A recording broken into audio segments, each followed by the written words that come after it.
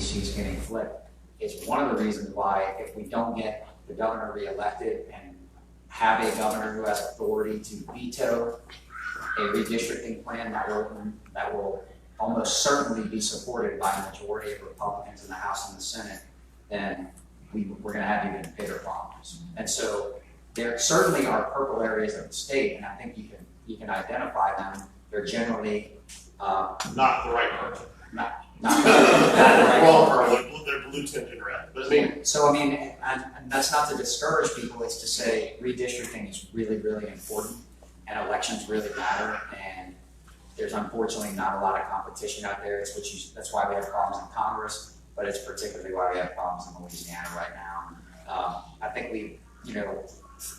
I hate to say it, but in some districts, the most important thing that can happen are that reasonable Republicans get elected.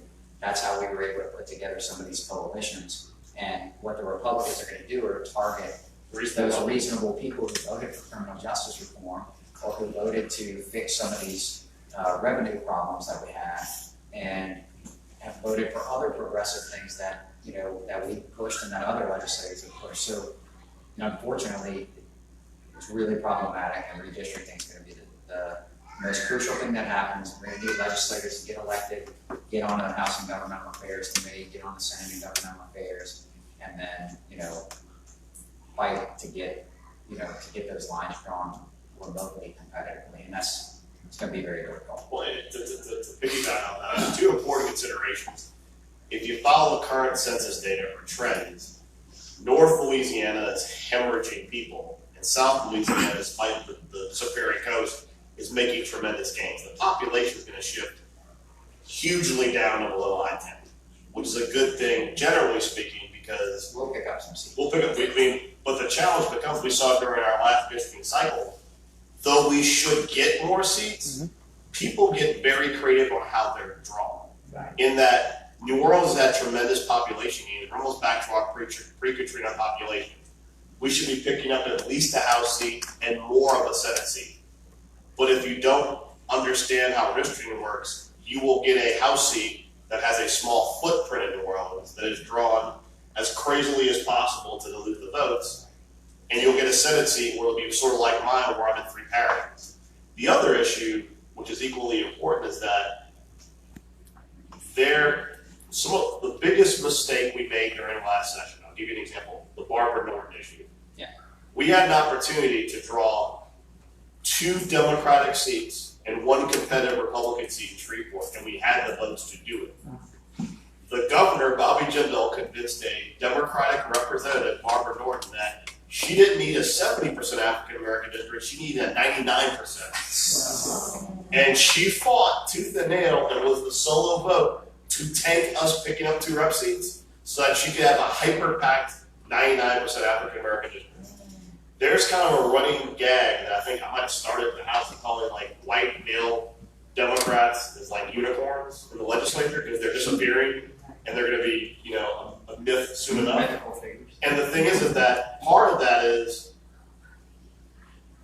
Democrats are as bad as being lulled into a false sense of security by being sold on 80-90% Democratic districts. If you have Republican districts that are 65-70% Republican, they have to deal with the Democrats in their district.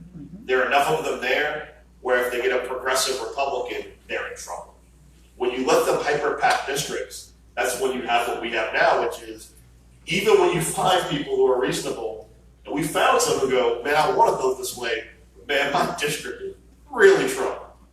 And that's a problem. And so one of the things I would hope to do, is I'm sure Walt will do as well, is try and help new members realize that you're not negotiating to draw pure Democratic districts, you're negotiating to draw fair, properly drawn districts. And that may result in districts, even in New Orleans, where it's 65-60% Democrat. If you can help spread those Democrats around so that some of the districts in Jefferson that are 90% Republican might become 70% Republican. Because it may not change the party affiliation of who's sitting in that seat, but it will surely change how they vote. Yeah, but our district. Any elementary American government I mean, honestly, we've been fighting for years to do the. You see how ugly our districts are. I mean, our districts are not beautiful, but they're much more beautiful than they would have been if we hadn't gotten 8 Republicans to vote with us on the redistricting plan on one amendment in the House in 2010. They had drawn, actually, this precinct into Orlando Moreno's District 93, which is more downtown, and they had taken it all the way down the river into the lower Ninth Ward and into St. Bernard Parish so that they could draw 3 Republican seats along the Jefferson-Orleans border that stuck like little fingers into New Orleans and had 40% New Orleans and 60% Jefferson and 70% Republicans and 30% Democrats. We would have lost 3-4 seats.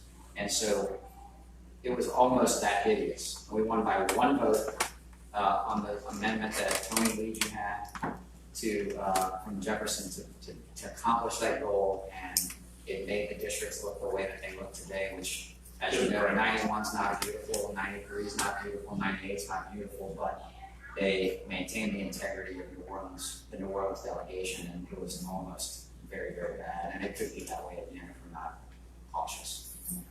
Gentlemen,